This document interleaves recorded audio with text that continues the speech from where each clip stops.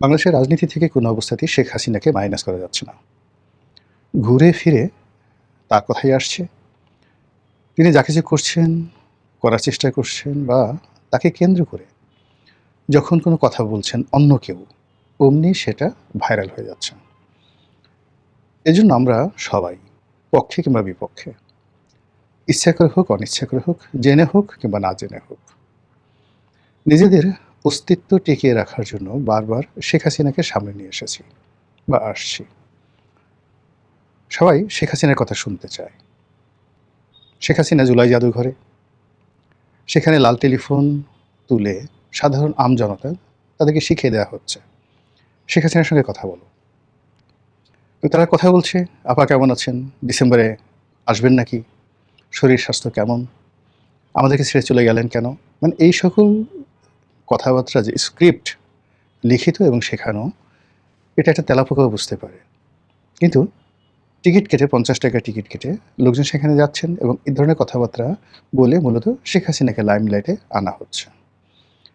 যারা করছেন তারা হয়তো মনে করছেন এই কাজ করলে শেখ হাসিনার খুব অপমান হবে, মানুষজন বাহাবা দেবে, কিন্তু আলটিমেটলি এই সকল কথাবার্তায় ঘুরে ফিরে শুধু শেখ হাসিনা প্রসঙ্গ আসছে এবং তার গুরুত্ব বাড়িয়ে দিচ্ছে। তদ্রূপ এই যে সাম্প্রতিক সময়ে শেখ হাসিনা যে সংবাদ সম্মেলনটি করলেন, এই সংবাদ সম্মেলন নিয়ে পুরো 1 সপ্তাহের বেশি সময় ধরে করার আগে, মানে সংবাদ সম্মেলন করার আগে পুরো 1 সপ্তাহ জুড়ে শুধুমাত্র বিতর্ক। তিনি কি জীবিত না মৃত? তিনি কি শুধু অডিও বার্তা দেবেন নাকি ভিডিও বার্তা দিবেন? তারপর কেন এই সময় এই কাজটি তার করা দরকার? কি তিনি বলতে চান? তারপর বিদেশে বসে কেন এই সমস্ত জিনিসপত্র করছেন? এরকম হাজারো প্রশ্ন আওয়ামী লীগের, বিএনপির, জামাতের, সাধারণ মানুষের মধ্যে ঘুরপাক খাচ্ছিল। এবং সেই সংবাদ সম্মেলনের একদম আগে বা ১ দিন ২ দিন আগে মোটামুটি প্রচার হয়ে গেল যে তিনি আগের মতোই আগে রেকর্ড করা তার যে বক্তব্য, সে বক্তব্য তিনি দেবেন। কিন্তু বাস্তবে দেখা গেল যে তার এই সংবাদ সম্মেলনটি ছিল একটি মাল্টি ডাইমেনশনাল, যা অতীতে কখনো তিনি করেননি। তার একটি ভাষণ ছিল, সম্ভবত সেটি রেকর্ডেডও হতে পারে, সরাসরি হতে পারে, কিংবা ধরুন সেটি লিখিত হতে পারে। তার একটা ভাষণ ছিল। এই ভাষণটা তিনি ইচ্ছা করে দিয়েছেন যেন লোকজন বিতর্ক করার সুযোগ পায় এবং লোকজন প্রথমে মনে করে যে তিনি এটা রেকর্ডের ভাষণ দিয়েছেন। কিন্তু যখন তাকে সরাসরি প্রশ্ন করা হলো, কিছু প্রশ্নের উত্তর তিনি নিজে না দিয়ে খুব কৌশল করে বললেন যে এই বিষয়টি আমার ছেলে বলবে। আবার কিছু প্রশ্নের উত্তর তিনি নিজে দিলেন। তার বক্তব্য দিতে গিয়ে তিনি হেসেছেন রীতিমতো। অন্য সময়ের মতো তিনি কাঁদেননি। তার আচার-আচরণ, চালচলন, কথাবার্তায় দৃঢ়তা ছিল এবং পুরো ভাষণটির মধ্যে এবং তার বক্তব্যের মধ্যে এটি যে কোনো এআই নির্মিত নয়। তিনি যে সরাসরি কথা বলছেন, এটি প্রমাণ করার একটা সর্বোচ্চ চেষ্টা তার ছিল।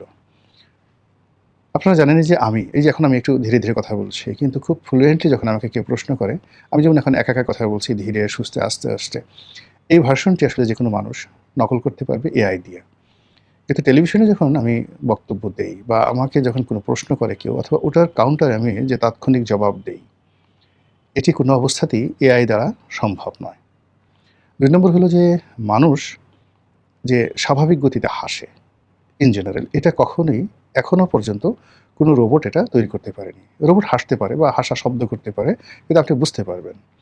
তো সেই ক্ষেত্রে যেটি হচ্ছে, শেখ হাসিনা জানতেন যে তাকে নিয়ে কী ধরনের বিতর্ক হবে, লোকজন কী ধরনের কথাবার্তা বলবে, ফলে সেই কথার একটি বৈজ্ঞানিক, একটি জিওমেট্রিক মানে জ্যামিতিক এবং একটি ম্যাথমেটিক্যাল অর্থাৎ গাণিতিক তিনি ব্যাখ্যা দাঁড় করানোর জন্য তার সেই পুরো সংবাদ সম্মেলনটিকে তিনি একটি ভার্সেটাইল সংবাদ সম্মেলন করেছেন।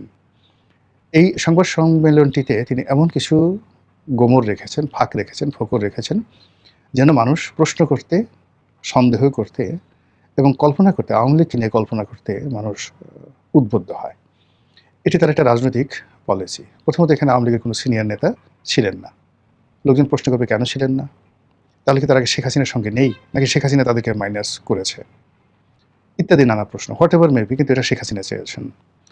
তরুণদের মধ্যে কতগুলো অজনপ্রিয় মুখ, ভীষণ রকম অজনপ্রিয় মুখ, যারা ক্ষমতার সময়টাতে কেউ সজীব ওয়াজেদ জয়ের কথা বলে, কেউ অন্য কোনো কারণে ভীষণ রকম বিতর্কিত ছিলেন, অপ্রিয় ছিলেন, অজনপ্রিয় ছিলেন এবং এখনও আছে। বলতে গেলে তাদের কাউকে এখানে সম্পৃক্ত করা হয়নি। এখানে সাকিব আল হাসানকে আনা হয়েছে, যদিও সাকিব আল হাসান একেবারে নন পলিটিক্যাল। বাংলাদেশে তার গুরুত্ব অ্যাজ এ পলিটিশিয়ান নেই বললেই চলে, এবং তার কথাবার্তা, আচার আচরণ অনেকটা শিশু সুলভ। কিন্তু বিশ্ব ক্রিকেটের অঙ্গনে তার যে অবদান এবং তার যে ভূমিকা, এখানে এই পর্যায়ের অলরাউন্ডার, মানে ক্রীড়া জগতে, মানে স্পোর্টস ওয়ার্ল্ডে সাকিব আল হাসানের মতো এই মুহূর্তে দ্বিতীয় কোনো স্টার নেই। তো কাজে তার সেই যে স্টারশিপটি, এটি শেখ হাসিনা ব্যবহার করতে চেয়েছেন এবং সফলভাবে ব্যবহার করেছেন। এবং সাকিব আল হাসানকে ব্যবহার করার পর কী ধরনের প্রতিক্রিয়া হতে পারে বা হবে, এটার জন্য তিনি মানসিকভাবে প্রস্তুত ছিলেন এবং সেই ঘটনাগুলো ঘটেছে। তরুণদের মধ্যে তিনি মেয়র মহিউদ্দিন সাহেবের ছেলে মহিবুল হাসান চৌধুরী, সাবেক শিক্ষামন্ত্রী, তাকে লাইমলাইটে নিয়ে এসেছেন।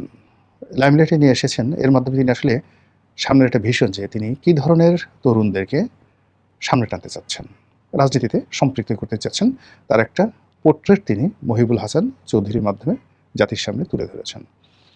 অন্যদিকে জয়কে তিনি যে রাজনীতিতে আনতে চান এবং জয়ও রাজনীতিতে আসতে চান, এবার এই বক্তব্যের মাধ্যমে সেটা মনে হলো। জয় সবসময় অনেকটা বহেমিয়ান টাইপের, মানে টাকা পয়সা, অনেকে যে যাই বলুক তার বিরুদ্ধে বদনাম, কিন্তু বেসিক্যালি ব্যবসা বাণিজ্য করা, টাকা সঞ্চয় করা, তারপরে শেষে খুব ভোগ বিলাসে সেই টাকা পয়সা খরচ করা, এই জিনিসগুলো আমরা সাধারণত দেখিনি তাকে। কিংবা তার বিবাহ বিচ্ছেদ ঘটেছে, হয়তো একাধিক প্রেমের ঘটনা ঘটেছে, এটা স্বাভাবিক হিউম্যান বডি মাইন্ড অনুযায়ী যা হওয়ার তাই। কিন্তু নারী নিয়ে, যৌনতা নিয়ে যে বিকৃত রুচি, অন্যের বউয়ের সঙ্গে রাত কাটানো, বন্ধুবান্ধবের স্ত্রীদেরকে নিজের বিছানায় নিয়ে নেওয়া, হলিউড বলিউডের বিভিন্ন নায়িকাদেরকে শয্যাসঙ্গী করা, টাকার বিনিময়ে তাদেরকে ভোগ করা, হানি ট্র্যাপ বলতে যেটি বোঝায়, এই বিষয়গুলো আসলে জয়ের বিরুদ্ধে কখনো ওঠেনি। বাংলাদেশের একটা নায়িকাকে কেন্দ্র করে, পুতুলের হাজব্যান্ডকে নিয়ে নানা রকম বদনাম, মশরুরকে নিয়ে, আর বাংলাদেশের একজন কথিত সুন্দরী নায়িকাকে নিয়ে নানা রকম স্ক্যান্ডাল রয়েছে। তো এই স্ক্যান্ডালটি জয় সম্পর্কিত হতে পারত, তাকে নিয়ে তো বলা হতে পারতো যে সে প্রিয়াঙ্কা চোপড়ার সাথে এই কাজ করেছে, তারপর সেই রশ্মিকা মান্দানার সাথে এই কাজ করেছে, এগুলো তো বলতে পারতো। কিন্তু এই জিনিসগুলো আসলে আসেনি। সে তার মতো আছে, তার মতো চলছে, এবং সে রাজনীতি নিয়ে কখনো আগ্রহ দেখায়নি। কিন্তু এবারের এই সম্মেলনটির মাধ্যমে মোটামুটি যেভাবে তাকে উপস্থাপন করা হয়েছে, ইট মিনস সজীব ওয়াজেদ জয় রাজনীতিতে আসছেন, এবং ওয়াজেদ মানে সজীব ওয়াজেদ জয় তিনি নিজেও আসতে চাচ্ছেন। এই হলো মোটামুটি ফ্যাক্ট। এখন এই ফ্যাক্ট নিয়ে বাংলাদেশে ভীষণ রকম আলোচনা হচ্ছে। প্রথম আলোচনাটা হলো যে এই অনুষ্ঠানটি সাজানো, যাদেরকে আনা হয়েছে, ভাড়া করে আনা হয়েছে, অনুগত, বাংলাদেশের শেখ হাসিনা যেভাবে একটি অনুগত সাংবাদিক শ্রেণী তৈরি করে ফেলেছিলেন, ওইরকম একটা সাংবাদিক শ্রেণী তিনি সেখানে তৈরি করে ফেলেছেন। বিশ্ব গণমাধ্যম থেকে ভাড়া করা সাংবাদিকদের এনে তিনি এই কাজগুলো করেছেন। এই কথাগুলো একদল বলছে। আর একদল বলছে শেখ হাসিনা আসলে মারা গেছেন, তার কোনো অস্তিত্ব নেই, এবং বাংলাদেশের শেখ হাসিনার অনেক আত্মীয় স্বজন এখন, মানে শেখ হাসিনার জমানাতে তার ভালো ভালো পদে ছিলেন, একটু দূরের আত্মীয়, কিন্তু শেখ হাসিনা তাদেরকে নিয়োগ দিয়েছিলেন। তো সেই মানুষগুলো ক্রোধের বশে হোক, কিংবা পিঠ বাঁচানোর জন্য হোক, কিংবা ওই মানুষগুলো খুব অল্প সময় তারা পেয়েছিল, অল্প সময়ের মধ্যেই যত রকম ২ নম্বরই কাজ আছে, সব ২ নম্বরই কাজগুলো তারা করেছে। নদী দখল, খাল দখল, তারপরে ভূমি দখল থেকে শুরু করে সরকারি জমি নিজের নামে লিখে নেওয়া, এই কাজগুলো তারা করেছেন, এবং এই কাজগুলো করার জন্য রীতিমতো কোম্পানি গঠন করে ফেলেছিলেন। তো এরকম অনেকগুলো মানুষ আছেন যারা এখন নিজেরাই বলার চেষ্টা করছেন যে শেখ হাসিনা মূলত মরে গেছে, ২ মাস আগে মরে গেছে, কোথায় দাফন কাফন করা হচ্ছে বা হয়েছে এইগুলো বলে দেওয়া হয়েছে, এবং কয়জন লোক সেখানে ছিল, ইত্যাদি ইত্যাদি। ভাগ্য ভালো এখন পর্যন্ত তারা কেউ বলেনি যে তাকে হিন্দু রীতিতে চিতায় নেওয়া হয়েছে এবং তাকে জ্বালিয়ে পুড়িয়ে তার যে দেহ এটা ভস্ম করে দেওয়া হয়েছে, এই কথাটা এখনো পর্যন্ত কেউ বলেনি। তো এরকম একটা গ্রুপ রয়েছে। তারপরে তার ভয়েস, সে যে কথাগুলো বলেছে, এটা এআই নির্মিত। এরপরে আবার তিনি কেন মুখ দেখালেন না, এজন্য তার একটা ছবি ভীষণ রকম, মানে ভারতের যে রাষ্ট্রপতি আছে, সেই যে দলিত সম্প্রদায় থেকে, তার ছবির অনুকরণে কালো কুচকুচে বয়স্ক একজন মহিলা, সমস্ত মুখের চামড়াগুলো একেবারে কুঁচকে গেছে। তো এরকম শেখ হাসিনার একটা ছবি তৈরি করে, এআই দিয়ে তৈরি করে বলা হচ্ছে যে এই চেহারাটা তার আসলে এইভাবে নষ্ট হয়ে গেছে। এই চেহারা তিনি আসলে দেখাতে চাচ্ছেন না। ভীষণ রকম যেটা মেকআপ দিয়েও মানে এতটা খারাপ অবস্থা হয়ে গেছে, মেকআপ দিয়েও এই চেহারাটা ভালো করা যাচ্ছে না। এই কারণে শেখ হাসিনা জনসম্মুখে আসেননি। এখন ঘটনা যাই হোক না কেন, আমরা এই যে আলোচনা করছি, আমরা কথা বলছি, আমাদের এই কথার কারণে সরকার উত্তেজিত হচ্ছে, অস্থির হচ্ছে, বিভিন্ন জায়গাতে রেড অ্যালার্ট জারি হচ্ছে, বিভিন্ন জায়গাতে সতর্কতা গ্রহণ করা হচ্ছে এবং এই শেখ হাসিনার বক্তব্যের প্রেক্ষিতে বাংলাদেশে মহিবুল হাসান চৌধুরীর বাড়িতে আগুন লাগছে, সাকিব আল হাসানের বাড়িতে আগুন লাগানো হচ্ছে, আবার সেই আগুনের খবর সারা দুনিয়ার মিডিয়াতে চলে আসছে। বাংলাদেশ সরকার খুব রাগ করেছে ভারতের উপর। কেন ভারত এই শেখ হাসিনাকে দিয়ে এই ধরনের কর্মকাণ্ড করাচ্ছে? স্বরাষ্ট্রমন্ত্রী নিজে একবার বলছেন, কোথায় শেখ হাসিনা?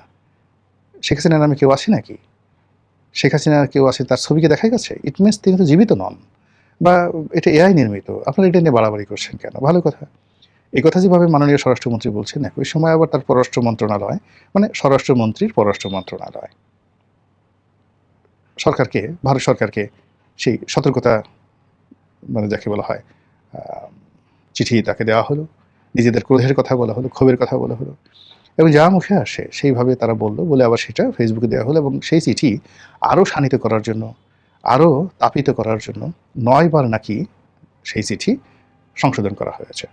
তো এই যা কিছু করা হচ্ছে সবই আসলে শেখ হাসিনার কল্যাণে, বদৌতে, কিংবা তাকে উপলক্ষ করে। এখন সেই উপলক্ষ আগামীতে কীভাবে চলে, কতদিন চলে, সেটি দেখার বিষয়। মহান আল্লাহ আমাদের সবাইকে হিদায়াত দান করুন এবং হেফাজত করুন। আসসালামু আলাইকুম রহমতুল্লাহি ওয়া বারাকাতুহু।